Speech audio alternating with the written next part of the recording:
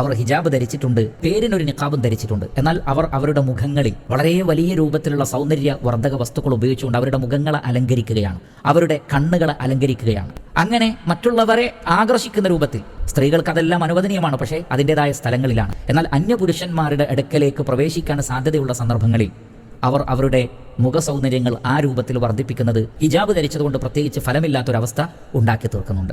അപ്പോൾ ഇതെല്ലാം തന്നെ യഥാർത്ഥത്തിൽ ഹിജാബിന്റെ നിഖാബിന്റെ തത്വങ്ങൾക്കെതിരാണ്. ഞാൻ ആമുഖത്തിൽ സൂചിപ്പിച്ചതുപോലെ നാം യഥാർത്ഥത്തിൽ ഈ വസ്ത്രമൊക്കെ ധരിക്കുന്നത് അള്ളാഹുവിനെ ഭയപ്പെട്ടുകൊണ്ടും പരലോകത്തെ ഭയപ്പെട്ടുകൊണ്ടും നരകശിക്ഷയിൽ നിന്ന് രക്ഷപ്പെടാൻ വേണ്ടിയും സ്വർഗത്തിൽ പ്രവേശനം ലഭിക്കാൻ വേണ്ടിയുമാണ്. അതേപോലെ തന്നെ അള്ളാഹുവിനെയും റസൂലിനെയും അനുസരിക്കുക, തഖ്വയോടുകൂടി ജീവിക്കുക, ഈമാനികമായ ഒരു ജീവിതം തുടങ്ങിയിട്ടുള്ള ആത്മീയമായ തത്വങ്ങളാൽ പ്രചോദിതമായി കൊണ്ടാണ് ഈ വക കാര്യങ്ങളൊക്കെ ചെയ്യേണ്ടത്. എന്നാൽ അതിനപ്പുറത്ത് കേവലം ഒരു വസ്ത്രം എന്നുള്ള നിലക്ക് മാത്രമായി ഇതിനെ കാണുമ്പോൾ ഈ പറഞ്ഞ വൈരുദ്ധ്യങ്ങൾ കാണാൻ സാധിക്കുന്നു. അത് നമ്മുടെ സഹോദരിമാർ ശ്രദ്ധിക്കണം. നാം ഓരോരുത്തരും സംസാരിക്കുന്ന, ഞാനും കേൾക്കുന്ന നാം ഓരോരുത്തരും നമ്മുടെ വീടുകളിൽ, നമ്മുടെ ഇണകളിൽ, നമ്മുടെ മക്കളിൽ ശ്രദ്ധിക്കേണ്ട കാര്യങ്ങളാണ്. ആയിരക്കണക്കിന് പ്രൊഫൈലുകളിൽ നിന്ന് നിങ്ങൾക്ക് ഏറ്റവും ഉചിതമായ ഒരു പങ്കാളിയെ കണ്ടെത്താൻ ഇന്ന് തന്നെ മിസ്വാപ്പ് സൗജന്യമായി രജിസ്റ്റർ ചെയ്യൂ. ഇൻഷാ അല്ലാഹ്.